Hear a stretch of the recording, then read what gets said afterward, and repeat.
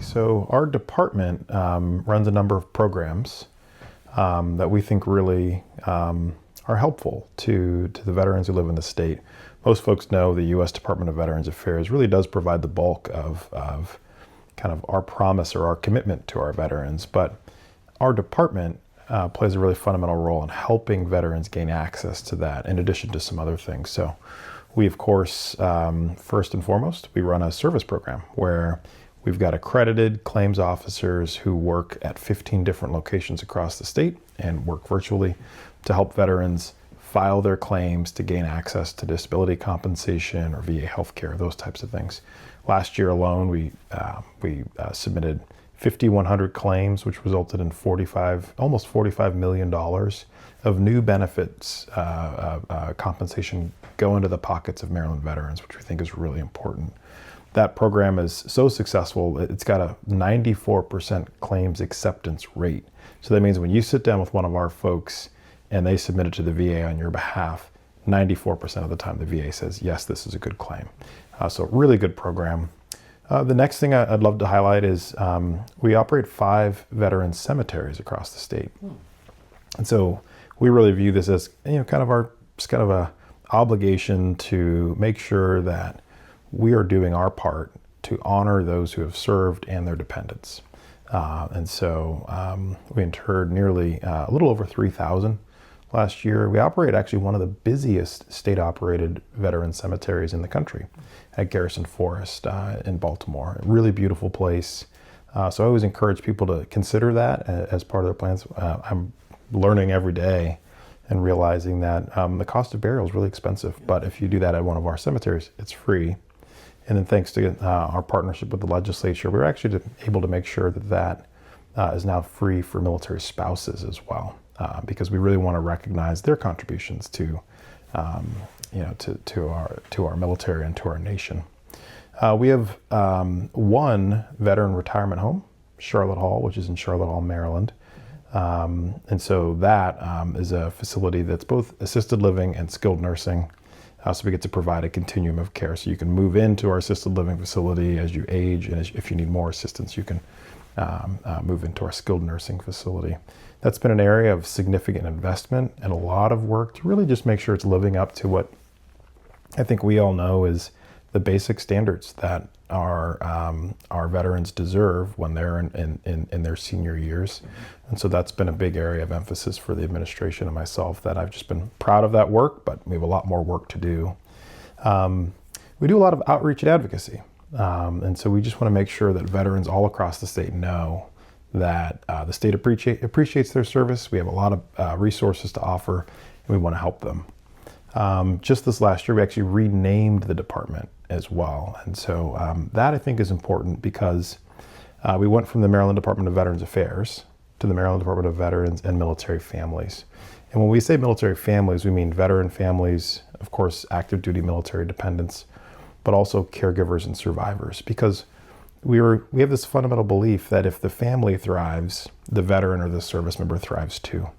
And leaning a little bit more specifically into that military family space, DoD moves our service members and their families all around the country and all around the world.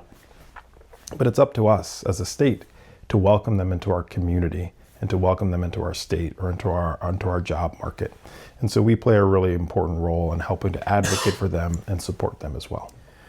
I think you're right. We are seeing a lot of politicizing or playing politics with things like DEI or other things. And it's resulted in this period of time where we've got a backlash on initiatives that have sprung up over the years that have really just intended to make sure that we don't want race or gender to play a negative factor in the hiring process.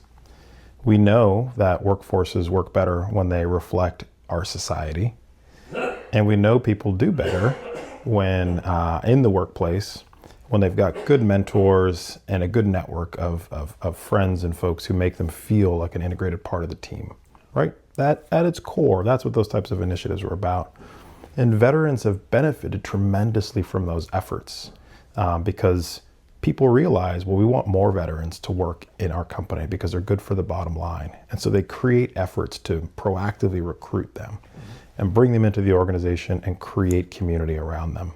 And what you end up seeing when we attack those efforts, well, it's ultimately to the detriment of the veteran, right?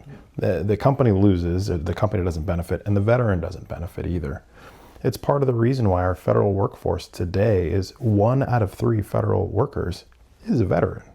It's because of that investment in time, and that's according to the Partnership for Public Service and a couple of other sources. OPM verifies that. Here in Maryland alone, we've got over 23,000 Marylanders who are veterans who live in Maryland and work in Maryland.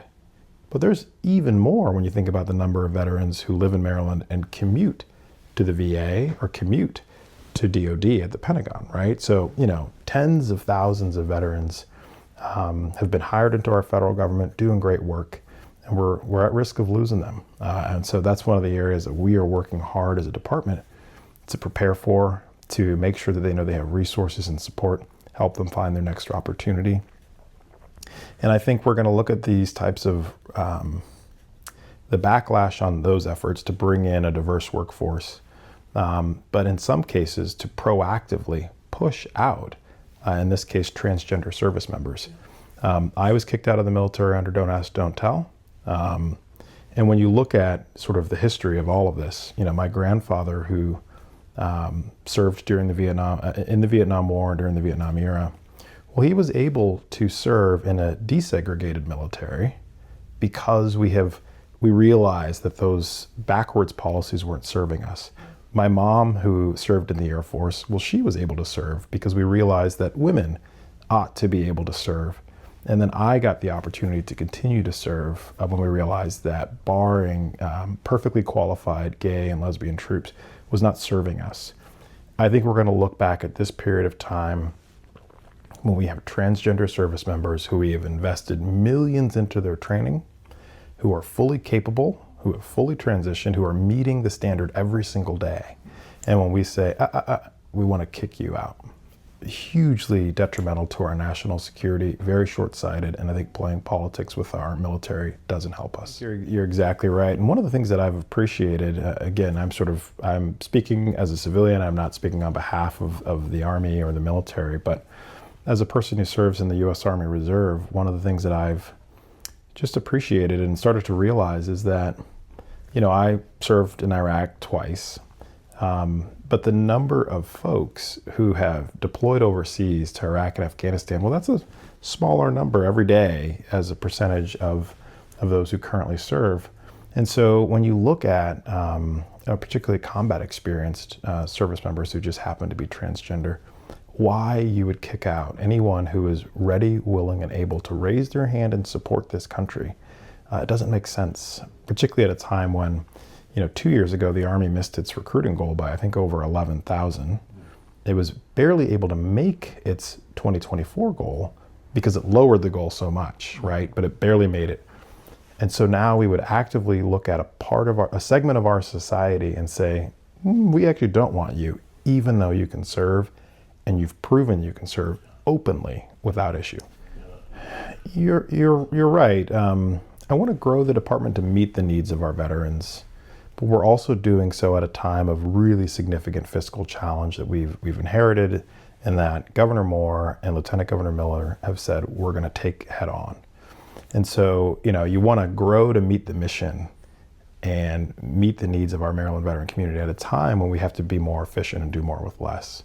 And so one of the things that I've really focused on is something that Governor Moore really emphasizes, is doing so through partnership. And so we've actually created an initiative. It was modeled off of joining forces that back then First Lady Michelle Obama and then Dr. Joe Biden continued during her time as First Lady. But it's this idea that, government's not going to be able to solve everything. And when you look out across the landscape of veteran service organizations, veteran and military focused nonprofits, there's a lot of great work going on out there. And so rather than try to recreate what they do in government at significant cost, well, why not just partner with them? And so we created an initiative called Maryland Joins Forces.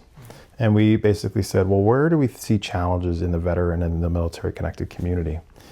It was pretty consistent. It's always related to employment, education and access to education, good quality education.